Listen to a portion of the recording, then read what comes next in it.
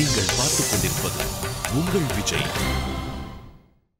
எங்க அம்மா அப்பா எங்க 2 பேருக்கும் நடுவுல எப்போ எந்த வித்தியாசமும் எங்களுக்குள்ள காட்டினதே இல்ல. சின்ன வயசுல இருந்து பெரியவங்கள ஆகுற வரைக்கும் எங்க 2 பேரையும் அவங்க சமமா தான் பார்த்தாங்க.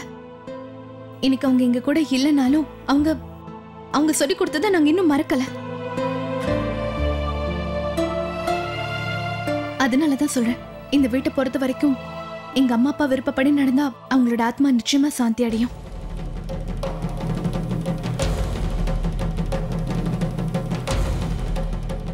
அதனால புரோகிதர் ஐயா, இப்போ நீங்களே சொல்லுங்க, நாம அந்த யாகத்தை செய்யக்கூடாதா? பேஷா செய்யலாம். வாங்க என்ன, நம்ம அதுக்கான ஏற்பாடுகள் எல்லாம் பண்ணலாம். சரி. உங்களுக்கு ஒண்ணு தெரியுமா? சந்தியாவோட அம்மா அப்பா இறந்து போனப்போ அவ அண்ணிய 12 நாள் வீட்டுல இருக்கிறதுக்கு கூட அனுமதிக்கல.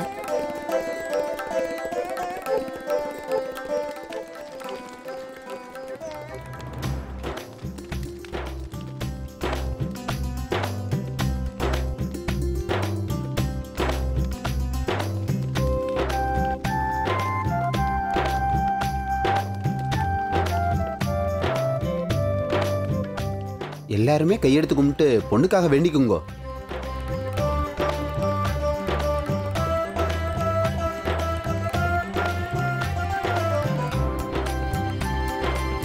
இந்த யாகம் நல்லபடியா முடிஞ்சிருச்சு.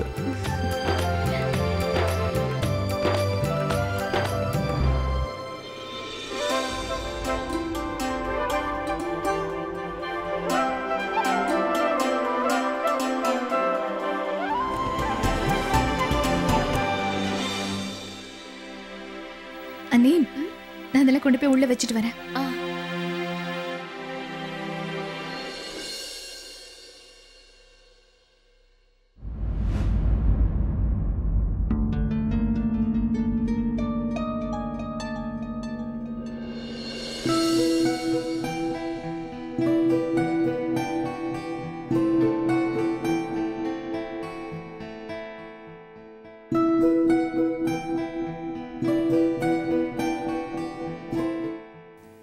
அம்மா அப்பா சார்பாக இது உனக்காக.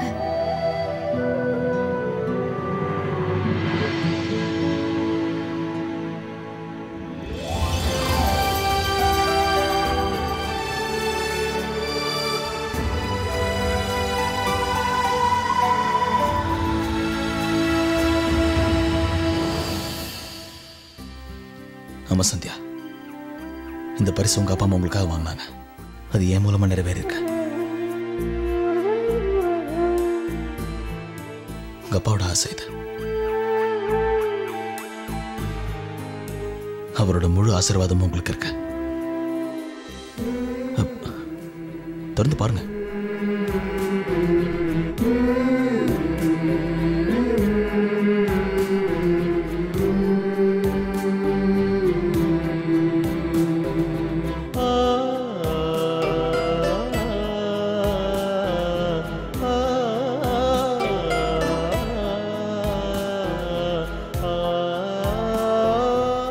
ஆனா இது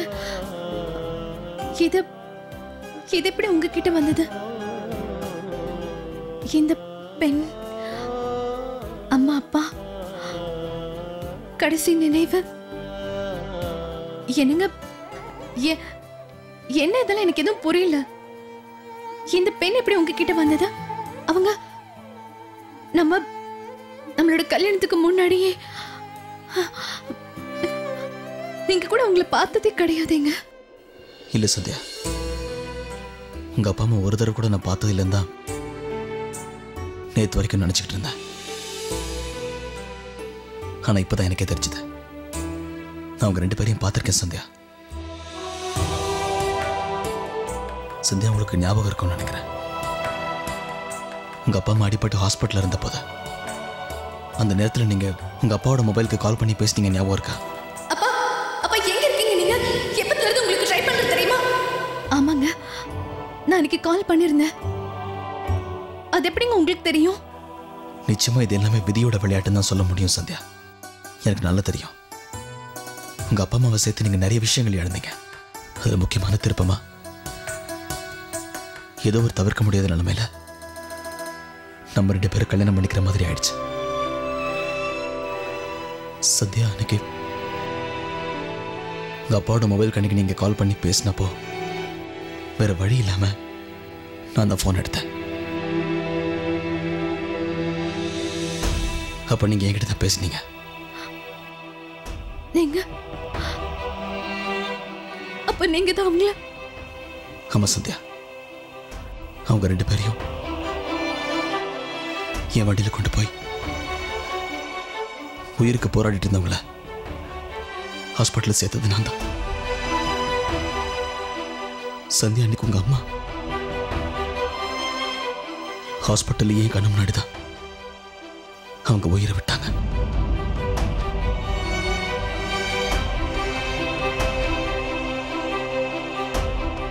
ஆனா உங்க அப்பாவை ஏகப்பட்ட காயங்களோட ஆபரேஷன் ரூம் கொண்டு போறதான் பார்த்தேன். ஆனா நேத்து தான் எனக்கு எல்லா உண்மையும் தெரிஞ்சது சந்தியா. உங்க அப்பா அம்மா போட்டோவை நேத்து பார்த்ததுக்கு அப்புறம் தான் எனக்கு எல்லா விஷயமும் புரிஞ்சுது.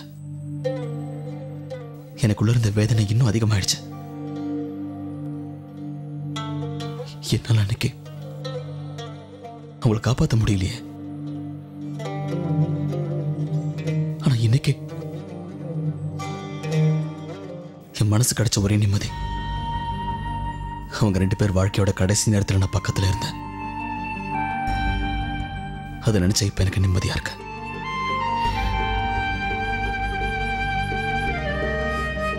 இந்த பேனா இது உங்க அப்பா கிட்ட தான் இருந்தது. அவரை தூக்கிட்டு போன நேரத்தில் இந்த பேனா என்கிட்ட வந்துருச்சு.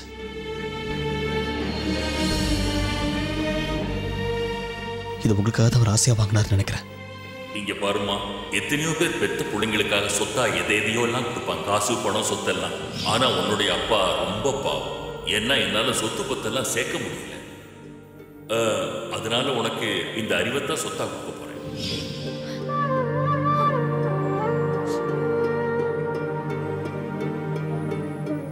சந்தியா, எங்க அப்பா ஒரு வார்த்தை சொன்னாரு.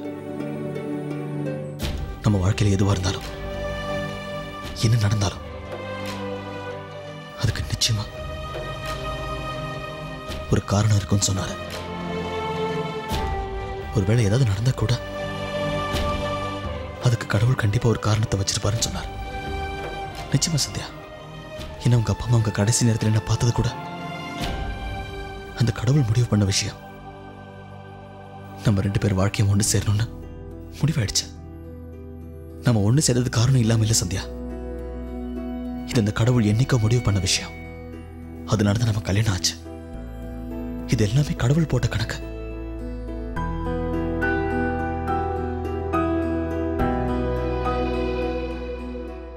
சந்தியா, அன்னைக்கு உலகத்தை விட்டு போறோம் தெரியாத உங்க அப்பா அம்மா உங்களை பார்த்துக்க என்ன தேர்ந்தெடுத்திருக்காங்க.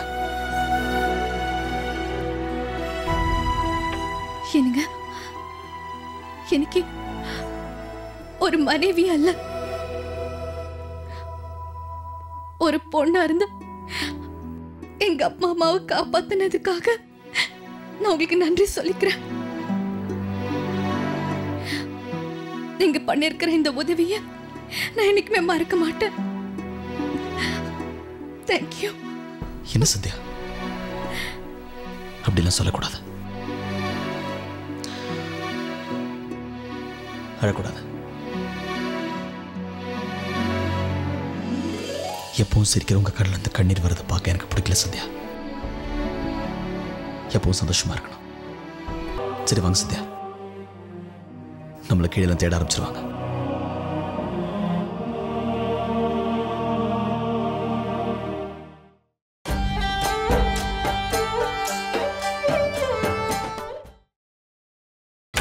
நீங்கள் பார்த்துக் கொண்டிருப்பது உங்கள் விஜய்.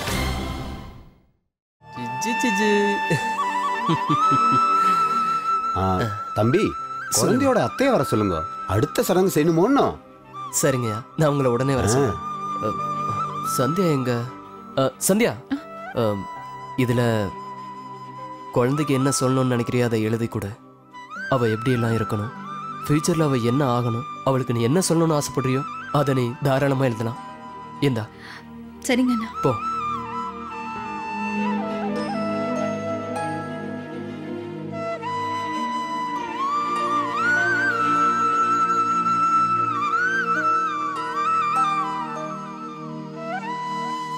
இங்க பாருமா, நம்மள மாதிரி ஆளுங்களுக்கெல்லாம் இந்த சின்ன பெண் தான் நம்மளுக்குள்ள இருக்கிற விஷயங்களை வெளிப்படுத்தக்கூடிய பொருள்.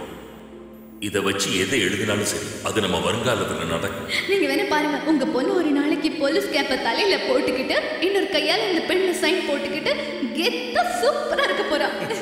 ஏன்னா நான் உங்களோட பொண்ணு சந்தியா IPS.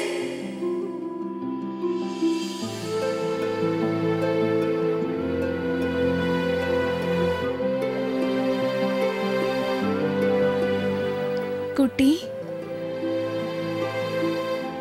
நீ உன்னோட தாத்தாவோட கனவை அவருக்காக நிறைவேற்றணும். அந்த கனவை என்னால நிறைவேற்ற முடியாம போயிடுச்சு. அவரோட ஆசை என்னன்னா அவரோட பொண்ணு சந்தியா, அதாவது நான் IPS ஆபீசர் ஆகணுங்கிறது.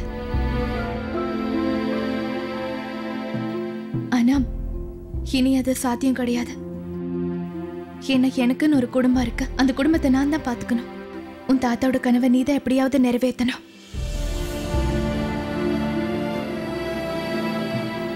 உன் அத்தையோட ஆசீர்வாதம் என்னைக்குமே உனக்கு துணையா இருக்கும். என்னைக்கு நீ ஒரு IPS ஆபீசர் ஆயிட்டு என் முன்னாடி வந்து நிற்பியும், அப்ப இந்த உலகத்திலே நான் தான் அதிகமா சந்தோஷப்படுவேன்.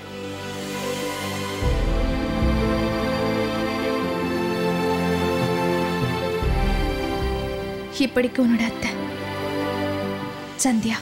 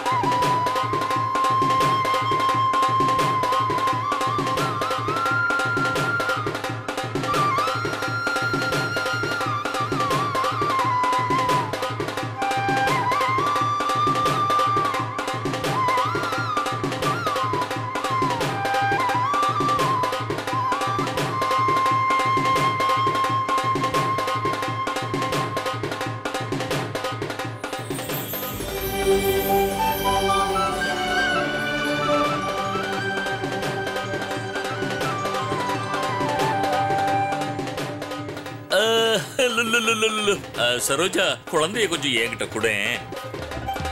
அதெல்லாம் எனக்கு தெரியும், குடு. இந்த குழந்தைய பார்க்கும்போது சவிதா ஞாபகம் வருது. எப்படி இருக்கா பாரு.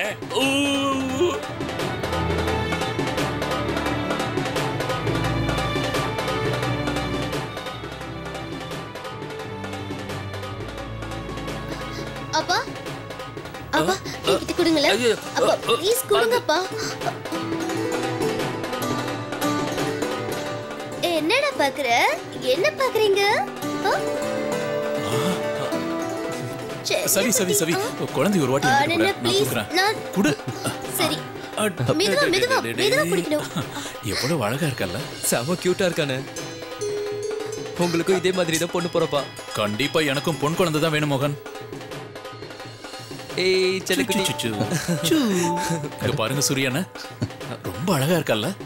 அண்ணா அண்ணா உங்க கடை கஸ்டமர் வந்திருக்காரு. அங்க அங்க பாத்தியா? தேவதை மாதிரி ரொம்ப அழகா இருக்க. சீக்கிரமா பெரிய பொண்ணாயிடுங்க. உனக்கு பிடிச்ச மாதிரி ஸ்வீட்ல இருந்து எல்லாமே நான் பண்றேன். நல்ல விளையாடலாம்.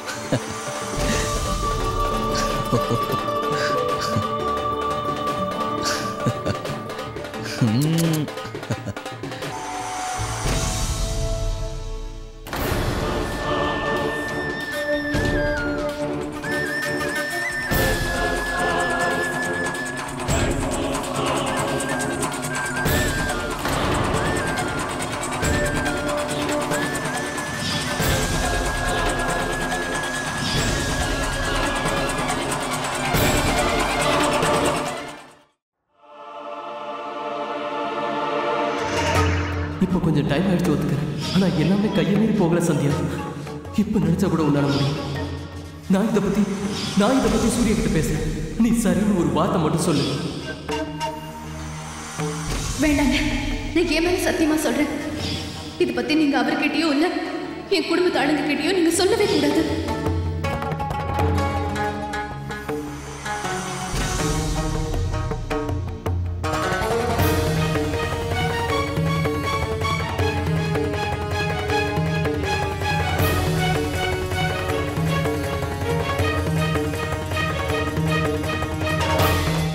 சூரியண்ணா, இதை சாப்பிட்டு பார்த்து எப்படி இருக்குன்னு சொல்லுங்க.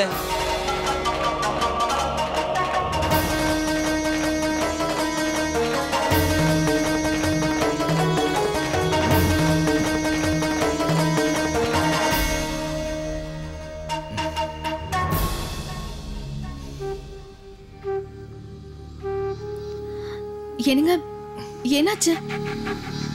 மிக்சர் சாப்பிட்டது ஞாபகம் இல்லாம அதே விரல்ல கண்ணை கசக்கிட்டேன். முதல்ல நீங்க என் கூட வாங்க. வாங்க. என்னங்க, சடங்கு எல்லாம் முடிஞ்சிடுச்சு. சம்மந்திக்கும் அவங்க குடும்பத்தில் இருக்கிறவங்களுக்கும் இந்த பரிசை கொடுத்துருங்க. நேரம் ஆயிடுச்சு.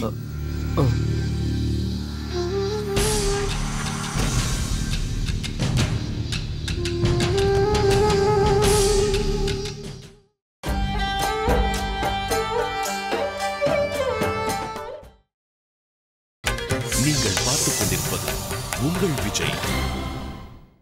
சம்மந்திக்கும் அவங்க குடும்பத்தில் இருக்கிறவங்களுக்கும் இந்த பரிசை கொடுத்துருங்க. நேரம் ஆயிடுச்சு.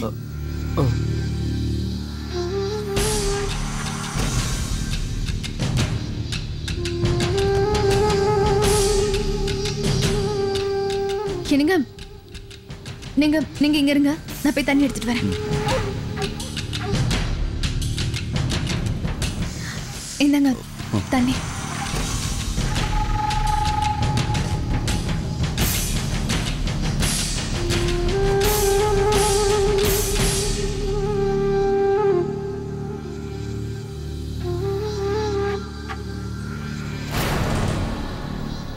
இப்ப கொஞ்சம் பரவாயில்லையா? பரவாயில்ல, வாங்க.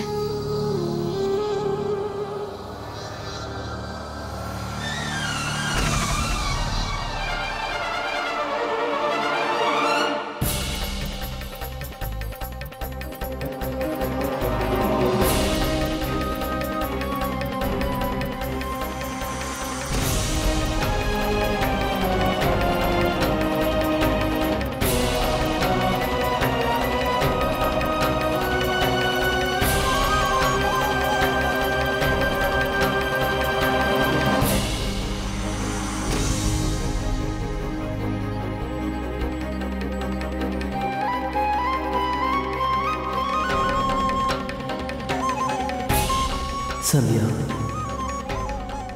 தயவு செஞ்சு என்னை மன்னிச்சிடு சந்தியா.